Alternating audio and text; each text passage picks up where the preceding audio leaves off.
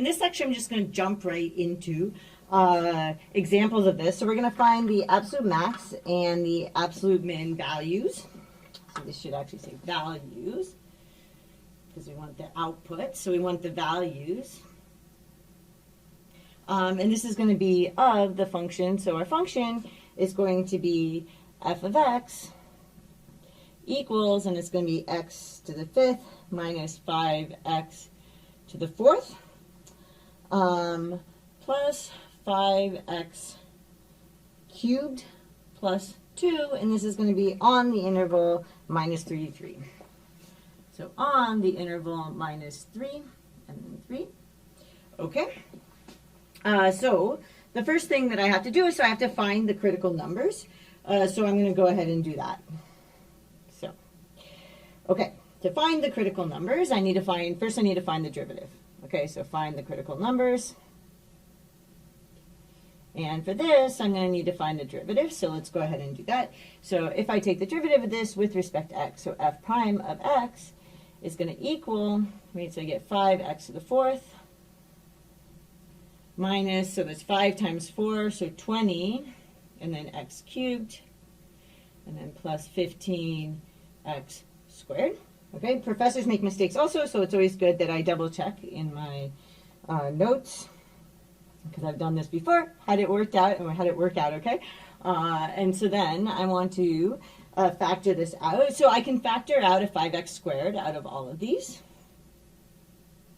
I'm trying to get it down so I can actually find the zeros, right, for the critical numbers. This is defined everywhere. So maybe actually I'll note that right here. So this is defined everywhere. So defined everywhere,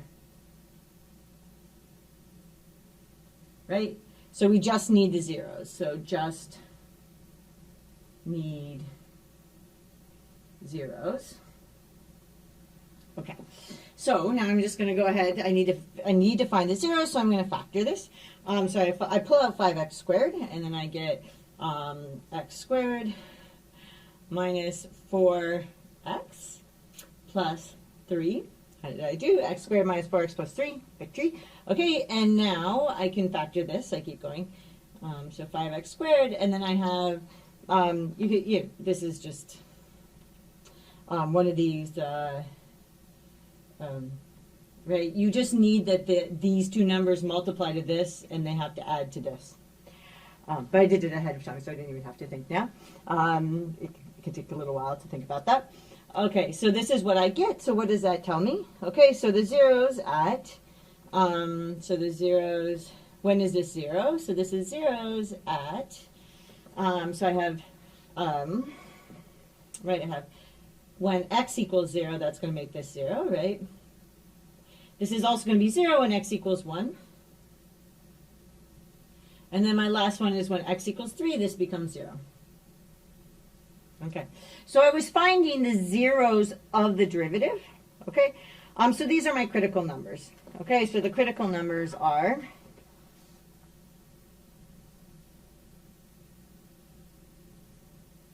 so my critical numbers are going to be x equals 0, 1, 3, okay? I'm going to test, right? So I'm going to test all of these kind of at the same time. So this is a little bit different than the order here. This is kind of like 1 and then like kind of 1 and 2.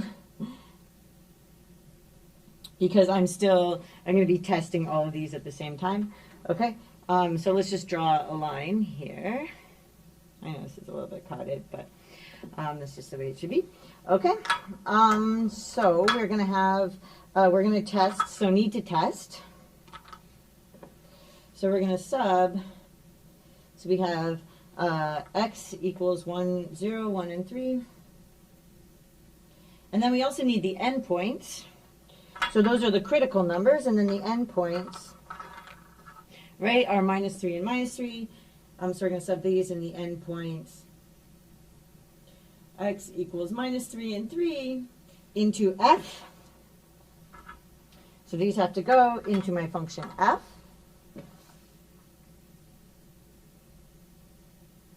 Okay. I'm not going to work that out here. I've worked this out before because there's 5 of these. No, there's 1, 2, 3, 4 because 3 is a duplicate. Okay. So I'm going to do f of, so 1, 2, how many did I say there were? There were 4. Okay. So I'm going to put in 0, 1, and 3, and minus 3. I'm just putting these in. Notice I'm putting these into the function f, not into the derivative. For tip. Okay. And then what do I get as my outputs? I get out,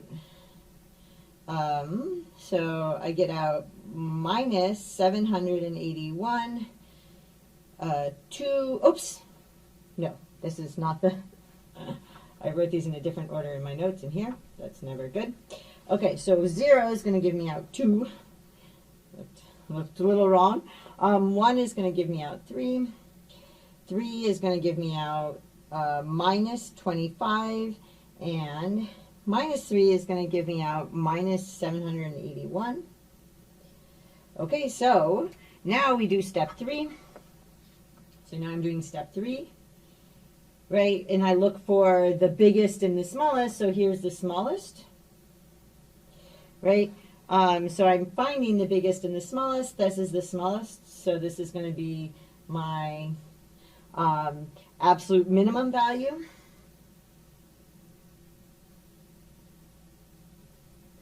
Since the smallest, right? And this is going to be my absolute max since the biggest. So this was me checking and finding the absolute, the smallest and the biggest, absolute min, since, oops, did I write min again? Absolute max.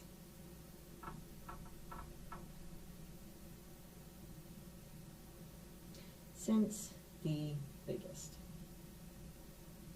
Okay, so my final answer is that the absolute minimum value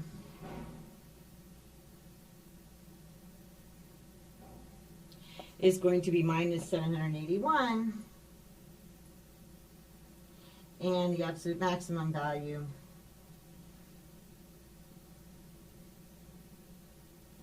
is going to be 3. Okay, and that's my final answer. So let's summarize kind of what I did here.